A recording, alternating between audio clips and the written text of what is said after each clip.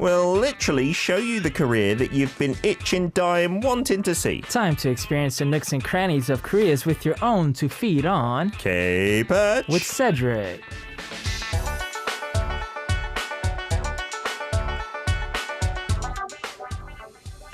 It is a Monday, it's the 9th of November, Firefighters Day, but Sky said he's still in for his video clip corner, where he's taken some footage of a certain theme we've dispatched him on, hence the name K-Patch, and he's joined us in the studio with his lovely lilac hoodie. How are you doing, Cedric?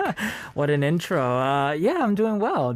I feel very warm and toasty right now. It's a beautiful hoodie. I remember, wasn't it just last week, maybe I was commenting, I'm glad you're still wearing the short sleeves, keeping it like t-shirt weather. And this week, you've not just got the hoodie, you've got the padded long jacket as well. We've gone 180, I suppose, is correct. I mean, it did get really cold out of nowhere. It tends to do here. Yeah, I mean, today's going to be chilly as well, only up to 10 degrees. I wasn't in Seoul yesterday. Was it pretty chilly over the weekend as well? Yeah, it was about the same. Yeah, this past weekend was a little cold. Okay, so we've flipped to winter weather. Although I'm looking at my weather app now and it says tomorrow it will start to warm up again and we'll be getting 17 degrees Friday and Saturday. So it's all over the place. It's a bit topsy-turvy. Yeah. As was the whole election results in the States. I know you were glued to that. Are you happy there's an outcome, at least kind of officially? Yes, I mean, I'm happy.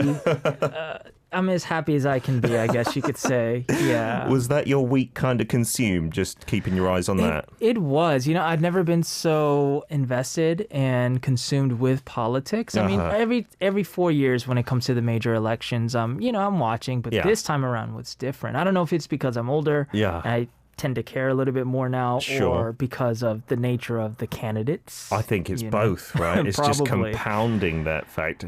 Even I was glued when the results started coming in. What was it, Wednesday career time? Maybe a trickle of one or two. Mm-hmm. And then I was totally consumed for about 24 hours, and then there was just gridlock and nothing was happening. Right. And I was just like, okay, I'm bored of this, and I'm not American, so it's okay.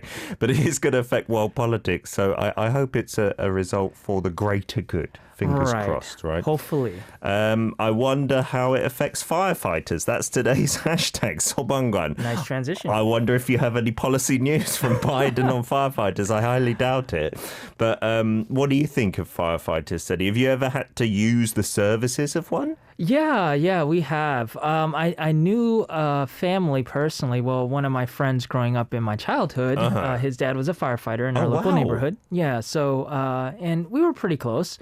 And we had to call him out to our house, not because of a fire, but I don't know how it is in other countries, but at least in North Carolina, they kind of serve as firefighters, but also EMS. Yeah. What does EMS mean? Because someone posted that up. I think it's an American abbreviation. Oh, sorry. Yes. I believe it's Emergency Medical Service. Okay. I believe. So just for any kind of general emergency. Sure. Like when you call an ambulance, sometimes the fire department will be called out because they're closer. Oh, I see. Really? So they can give like first aid or something. Like CPR, first aid, things like that. So we had to call them out once because of my grandmother, but everything was okay after. So I really commend them. I really have a high appreciation for firefighters. That's lucky. Yeah, in the UK, I don't think that happens. Like they come out for all sorts of emergencies, but not medical ones. Sure. Like I didn't know that. That's interesting. So you might get a fire truck pull up on your doorstep when you've asked for an ambulance just because it was closer. Right. I mean, well, they have different types of vehicles, I guess, so they'll kind of play it by ear depending on the call. But yeah, you might get a fire truck. Who knows? That's interesting, isn't it?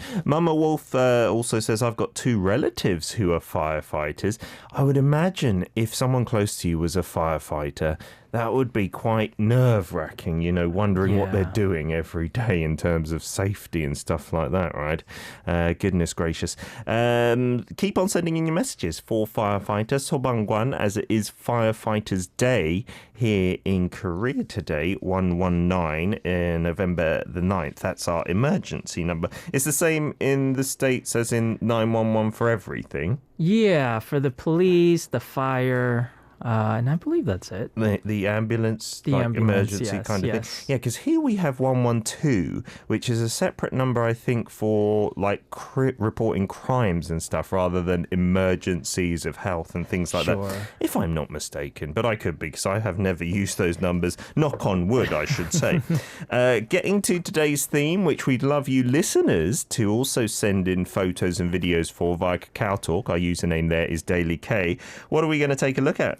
Well, we're going to a newer neighborhood here in Seoul, and it's actually a Hanok village, and it's called Eunpyeong Hanok Village. Eunpyeong Hanok Village in Seoul. In Seoul, yes, Okay. it's farther northwest, but it's still within the city limits. And if you don't know what Hanok is, it is a traditional Korean architectural style. You've seen it if you watch any sort of drama, or if you visited Korea, you'll see it here and there. And the palaces that have been made famous in certain Korean pop music videos and stuff, those are all in, I guess, a grandiose kind of Hanok style, you Right. could say, right?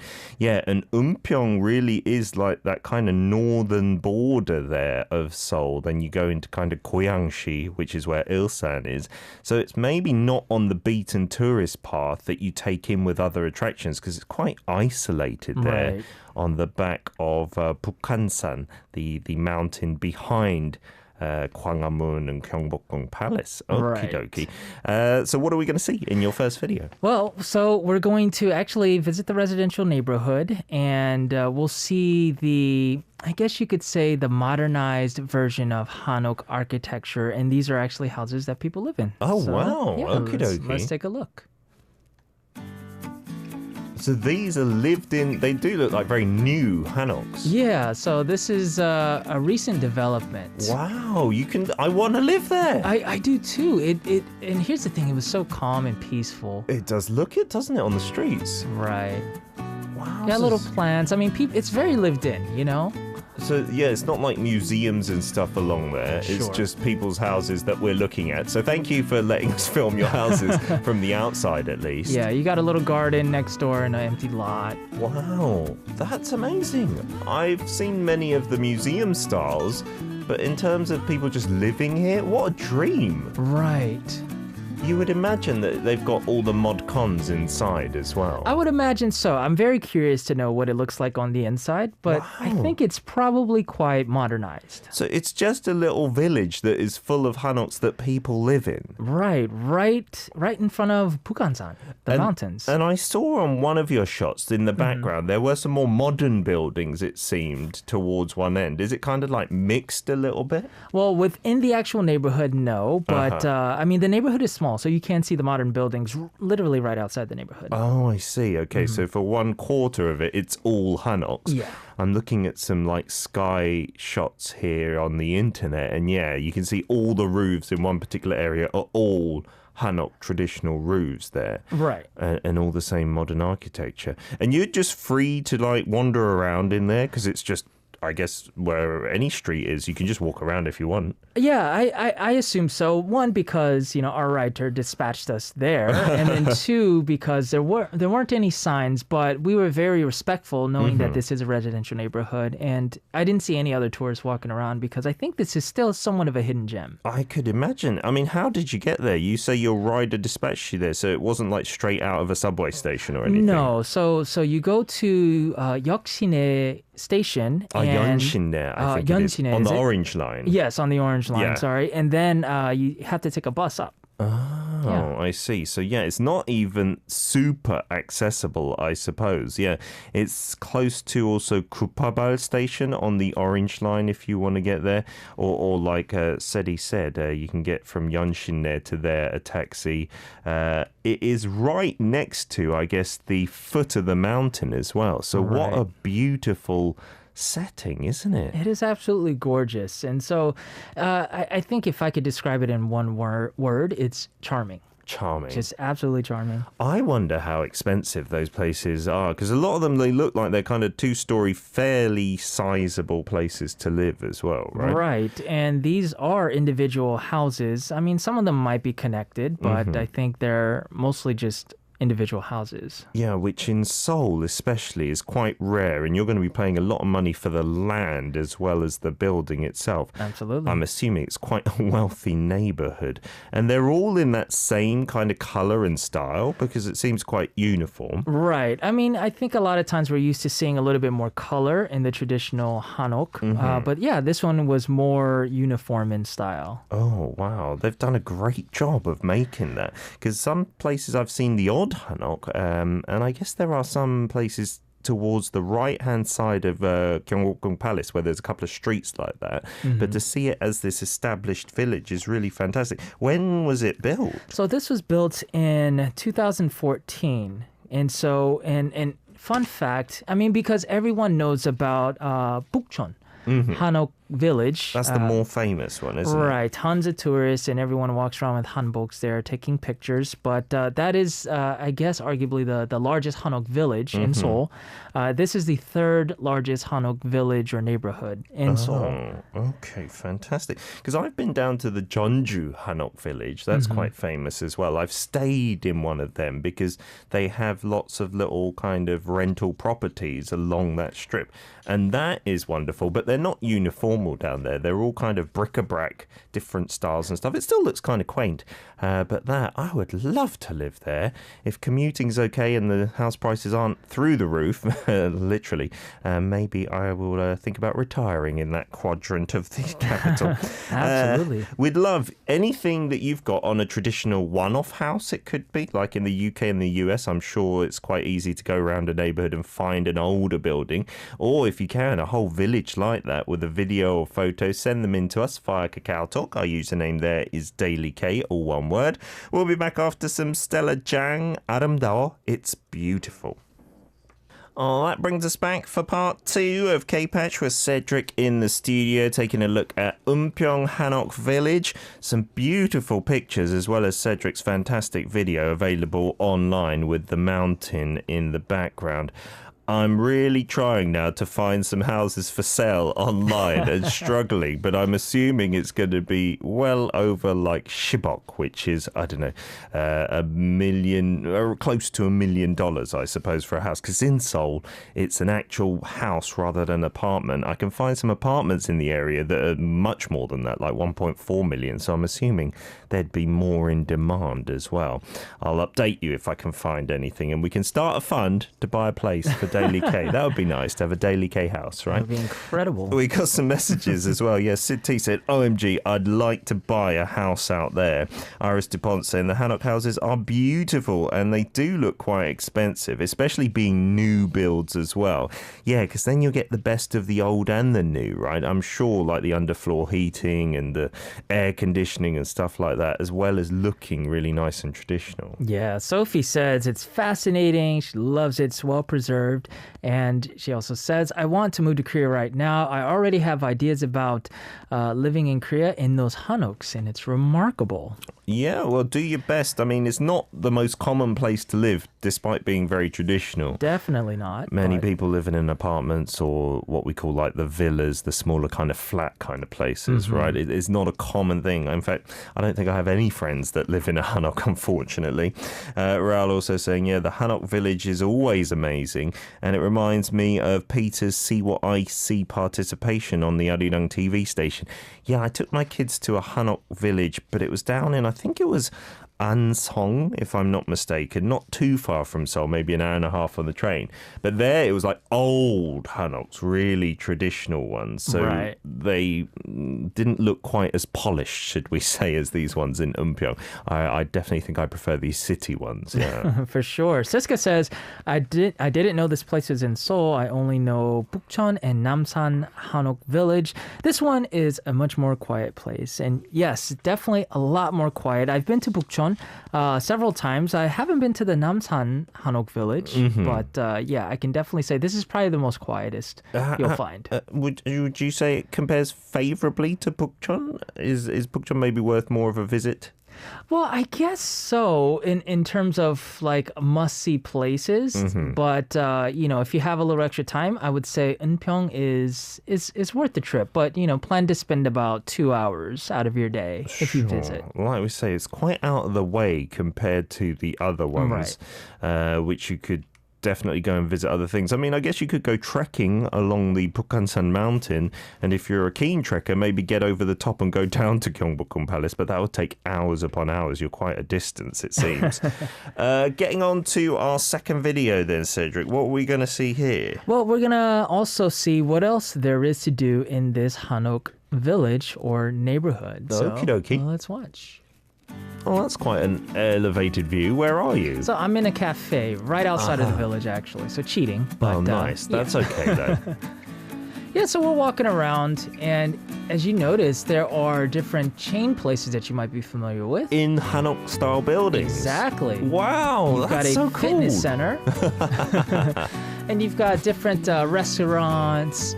I mean, it's almost just a normal place, just all covered in Hanok. And just the convenience stores as well, they've kind of toned down their signs to be more fitting with the Hanoks as well. Exactly. So that's nice. Just to give you a look on the inside, it looks like a regular convenience store, but it is covered in wood and made out of wood. Oh, wow, yeah, you can see the bare, beams on the top and everything.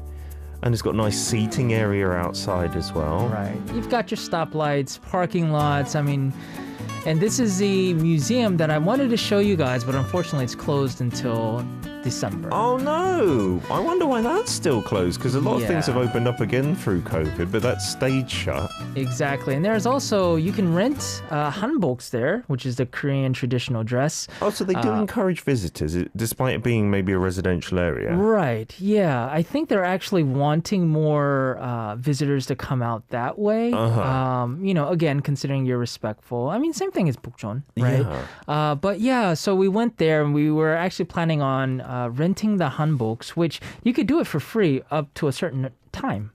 Yeah, and walk around and shoot the videos, but unfortunately, due to COVID, for an indefinite amount of time, they are also restricting that. Oh, that's closed down as well. That's quite a shame, isn't it? Yeah, you would have thought now with COVID, we're at level 1 of this new 5-tier in Seoul.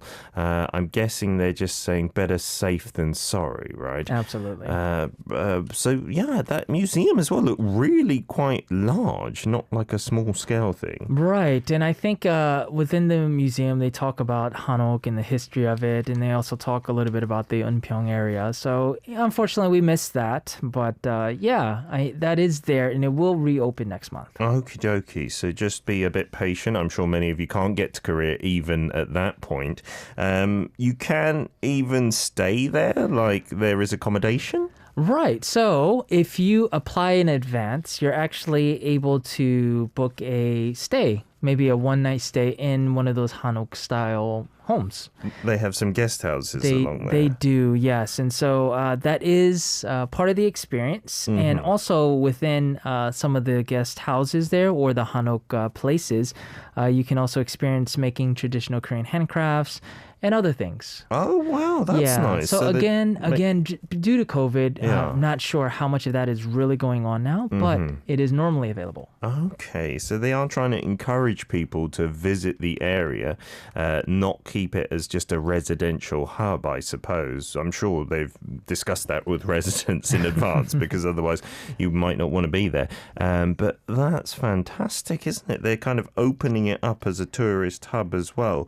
And like you said, a big museum area, and they're trying to do their best to preserve, I guess, traditional Korean architecture, which, in some parts of Seoul, it'll be tricky to see. Like, there's just skyscrapers, apartments, and things like this, right? Right. Like I said, have you ever stayed at Hanok, Cedric, at all? I have not, no. Oh, so when I went down to Jeonju, like the one thing I will say some people might find uncomfortable is sleeping on the floors. There are some hanoks which have beds in as well, but just a lot of them stick to the ondol, underfloor heating, and then you just get a yol on top, like this mat. And yeah, my back does not agree with sleeping on one of those. Even two of those is not usually enough. Right. Are you all right floor sleeping? I've slept on the floor for months at a time. Oh, wow. Here and there due to having a lack of funds. Okay. Maybe growing up in my 20s. Yeah. But I don't need to anymore, and I don't want to. But I would imagine that in these particular hanoks, especially the residential houses, I mean, it's probably up to whoever moves in. If they want to sleep on the floor, great. If they want to get a bed in there, great. Yeah, that's totally fine with the modern hanoks for sure. And I know that some of the more traditional ones that I went to down, I'm pretty sure it was Ansong for See What I See on the TV side, they still do the old way of underfloor heating, which is lighting up a fire in the kitchen area, and then they've got the pipes that take the hot air all under the house. In those ones in Eunpyeong, I am pretty certain no one would have opted for that option, right? Right. My mum used to tell me there could be if there's a leak in the gases with carbon monoxide and stuff, people would faint, and in the worst case, God forbid, even pass away. So they've gotten rid of that kind of system for most instances. An interesting trip within Seoul, despite being on the outskirts, you could maybe take in a trip to Goyang, I suppose, looking at the map here, and I will try to find some prices for anyone who's maybe really interested in perhaps investing in the area. We'll be back with a couple of photos and videos from our listeners. Any traditional houses from your neck of the woods, traditional villages, that would be great via Kakao Talk. Our username there is Daily K. This is Paul Kim's Every Day, Every Moment, 모든 날, 모든 순간. Of K-Patch was Cedric in the studio, and we're doing traditional Korean houses in the Eunpyeong Hanok Village. We've done a couple of those vids. You'll be able to see them on Instagram and up on YouTube as well to watch again.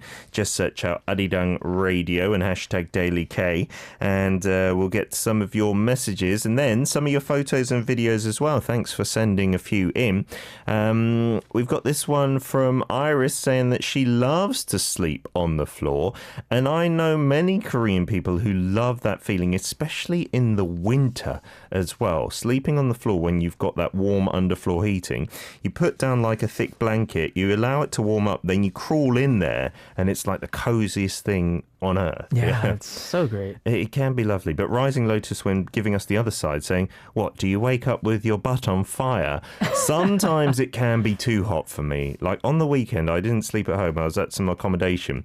And I don't know if I can generalize this much, but I think Koreans in general do like a higher temperature in their homes at night time, well, especially a lot of hotels that I've been at.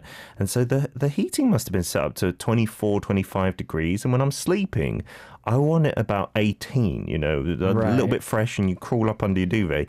But there, I had to take everything off that I could and just lie on the bed, and I thought I was going to burn up still. Right, yeah, I'm with you, Peter, for sure. Kevin Leonard says, a week or so ago, I told you about Plymouth Plantation, and so now I'd like to introduce another living history museum, the Old Sturbridge Village, which recreates life in a typical rural New England town in the late 18th and early 19th century. Oh. It is open with appropriate distancing requirements, and at least pre-pandemic is popular with school groups. Yeah, you did say, and you did send in photos. I think it was when we did the Donimun village, right? And it was looking like it was a village frozen in time and looked very much like a tourist thing more than just a live-in village. I wonder if there were people who were still allowed to live in those places. That would be interesting. Got a good question as well, and I want to ask you this as well, Cedric. I think Rising Lotus is asking himself, what is a traditional house in the US? What would constitute that, right? We've got the Hanok here. It's easy peasy in Korea to answer that. Right. I was thinking about that the past couple of days, and I don't think you can really say there is a traditional style of housing. Now, there is colonial influence, and I think in the earlier, centuries, you had Western inspired from Europe. Yeah. that type of architecture. But then nowadays, there's just so many different types of architecture. I don't even know, what is considered American and what's considered, inspired from Paris or France or the UK. Yeah, in Korea, it's so easy to say Hanok, and we've all got that similar picture in our minds. But even in the UK, which has a more, I guess, linear history than the US, if you could say that, it's hard to say what is the representative traditional house, because we've got housing and we still put this label on it today. Depending on what monarch was in power at the time it was built, you call it like a Georgian house or an Edwardian house, and they're all quite different. And people prefer to live in certain houses because sometimes they had higher ceilings, sometimes smaller rooms and bigger windows and whatnot. So it's hard to place your finger on it. It's great for Korea to have that kind of one unifying Hanok as the answer, I think. Tropic Girls on VLive saying that is absolutely stunning. There's so much culture, beauty, phenomenal architecture there in Eunpyeong. That place is amazing. What a great model for new villages as well. Yeah, as long as there's space, it would be nice to have these Hanoks, but in Seoul, where we have half the population if you include the surrounding metropolitan area, space is really at a premium, so that's why we go high rise. And you said you've noticed that there's English and Korean signage. It's nice they're catering for visitors. A lot of road signs now will have both, right? The English and the Korean. So I think you can rest assured with that side of things, Tropic Girl. We've got something to show from Zana, right? Yeah, so Zana, she says, if you want to see the whole of Malaysia traditional houses, you can visit Mini Malaysia in Malacca. There are houses that represent each state. Oh, so this is like a little small world kind of theme park area, I suppose. Right, it looks like that's the case. Yeah, that's pretty cool. So the houses differ by state, and you're showing us just a few of them. The Penang house, I know that Penang is a region there. We've got the Malacca house as well. And yeah, maybe to the untrained eye, they kind of look a little bit similar, but I'm sure they do have distinct differences as well. And you say, yeah, these are not your own photos. You have searched them on the internet. So thanks to the big G search engine. Well, thank you to you, Zana, for sending them in nonetheless. We've also got one here from Yin, which is also, I guess, from Malaysia. You say they are traditional houses at a village where the Chinese lived for over 60 years. Is this the same quarter that you sent in a week or two ago, saying that these are the places that are not really highlighted by the mainstream culture? But interesting to see the places they live, not so modern and high-tech, I suppose, but still have a kind of homely feel to them with all the red and gold decorations. Right. That reminds me of a lot of homes in the South, actually, where I grew up, minus the Chinese ornaments and but yeah. Are there a lot of wood builds down there? Yeah, especially in the countryside. Oh, really? Yeah. Wow. Because in the UK, it's hard to find a wood build house, but I've seen it in many TV documentaries and shows in the US. Is that a fairly common thing then, like you said, maybe in the rural areas? Yeah, when we're talking about cabin styles, yeah, it's definitely a lot in the rural areas, but there are a lot of houses made out of wood. Yeah. As well. Just wood is the main structure. Of course. Yeah, in the UK, it's pretty much all bricks and cement or stone built. Right. So I was often thinking, are they sturdy enough to live in? But obviously, yeah, they seem to be. Yeah, and this is a perfect example from Iris. She says, talking about old local houses, my house was built in 1877. Wow. Considered a Victorian farmhouse style. Oh, so do you call it a Victorian house as well? Because Victoria was on the throne in the UK. Are there those kind of houses in some parts of the US? Yeah, so you have a lot of different style houses, and they'll say Victorian, colonial style. Yeah, so many different styles. That's beautiful, Iris. Yeah, and when I was living in New Jersey, and I was actually dabbling in real estate for quite some time. Oh, yes. Yeah, I was introduced to a lot of older houses that were built in like 1900, late 1800s that have just been rehabbed, every couple of decades. I am always boasting about the UK having old houses like that, but even in the US, that, if we're talking about modern US history, has a shorter one. There are still houses like that. I know this fact because I do some British culture lectures, but the oldest lived-in house in the UK, I think it's from the 12th century. Like someone still lives there, and it's That's built insane. about 1,000 years ago. That's insane. It looks kind of like a castle, yeah. And there are many people, even my house is considered new and it's 100 years old, but here in Korea, it's much shorter, the kind of turnaround time with like rebuilding apartments and stuff. Right. Siska sent in this video as well. You said Indonesia is complicated. We don't have one traditional house like Korea with the Hanok, like the US and the UK we've learned. We have so many traditional houses, one province with one type of house, which I can't even remember the name of all of them. This video is one traditional house in Sumatra, and it's one village on Samosir Island, North Sumatra. All houses are traditional ones. There's no modern architecture here. Look at the roofs. Wow. How do they make them so pointy? They almost look like ships or something. Looks very, very dangerous. Yeah, if you got caught on that point, but I guess you wouldn't be up that high. I wonder if there's like a meaning, a symbolism, or something practical to why they look like this, like sharp triangles at the front of the house for anyone who's not listening.